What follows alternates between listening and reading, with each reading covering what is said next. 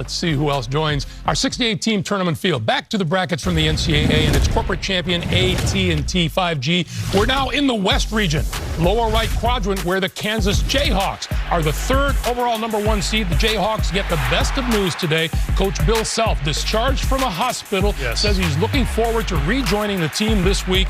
Per the school's release, they are a 1 seed for the second straight year, 16th time overall. Yeah, that's the best news, to know that Bill Self is recovering and going to be with this team going forward. Okay, who do they get to play? First and second round games to be played in Des Moines on Thursday and Saturday. They will be up against the 16th seed Bison of Howard University. They return to the NCAA tournament for the first time since 1992. Moving on, the 8th seed, the Razorbacks of Arkansas, 6th seed out of the SEC, a 20-13 season overall, and 8-10 in the SEC.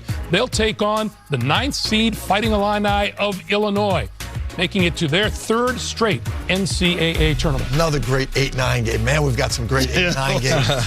A lot more fun to watch them than coaching. The 5th seed, the Gales of St. Mary's from the West Coast Conference. They share the regular season West Coast Conference title with Gonzaga. They will meet the 12th seed Rams of VCU. They won the Atlantic 10 regular season title, went on to win the tournament championship, defeating Dayton. The 4th seed UConn Huskies are the third team out of the Big East. UConn got off to a 14-0 start this season, if you'll remember. Then lost 5 of 6, then won 9 of the last 11 regular Yeah, they're games. trending in the right direction, and a very, very dangerous team, capable of getting to Houston. Yeah. And they will take on the Gales of Iona. Coach Rick Pitino leading the Gales to 17 wins and a regular season title, then ran away from Marist in the tournament final. The New Yorkers are going to love that game. First and second round games now in Denver, Colorado on Friday and Sunday. The 6th seed, the Horned Frogs of TCU, highlight of their season, a 23-point road win at Kansas. They are the 6th team out of the Big 12.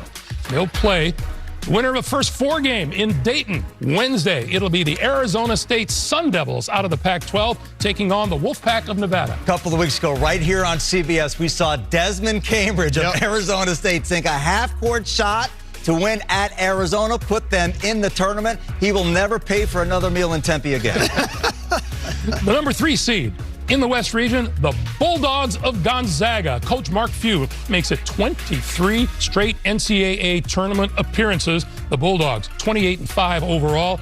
They'll meet the Antelopes of Grand Canyon. From the Western Athletic Conference, they were 24-11 on the year. They had to win 4 games in their tournament. And the WAC tournament title in the past 3 years, they're second out of the WAC. Now, first and second round games in Sacramento, California on Thursday and Saturday. From the Big Ten, the Northwestern Wildcats, 21-11. Coach Chris Collins, Big Ten Coach of the Year. Second trip for the Wildcats to the tournament. Hey, they have their fun. And they earned it. In Illinois. They earned it. Great Terrific surprise. season. Second place finish in the Big Ten, where they were 12-8. Who will they meet? Out of the Mountain West, it's the Broncos of Boise State. The Broncos go to consecutive NCAA tournament appearances for just the second time in their school history. Terrific season at 24-9. And rounding out the West region, the third team out of the Pac-12, UCLA Bruins. For the first time in a decade, UCLA won the Pac-12 regular season championship, winning the league by 4 games over Arizona. Jaime Jaquez Jr. was the Pac-12 Player of the Year as the Bruins went 29-5 overall on the season. Who do they get? They get those Bulldogs from UNC Asheville out of the Big South. After winning the Big South regular season and tournament titles, Bulldogs overcame a 14-point second half deficit to win the Big South tournament title over Campbell. And they have one of the best players in the country, and Drew Pember, a name to remember, folks. 6'9", can shoot it and plays defense at a high level, protecting the rim. All right, let's go back to the top of the bracket and back to you, Jay Wright. I like Arkansas here against Illinois. And if Arkansas can get past Illinois, which is going to be a great game, they match up with Kansas really well. Their length and speed, Nick Smith now playing like he is, they could give Kansas a problem right there, a second-round game.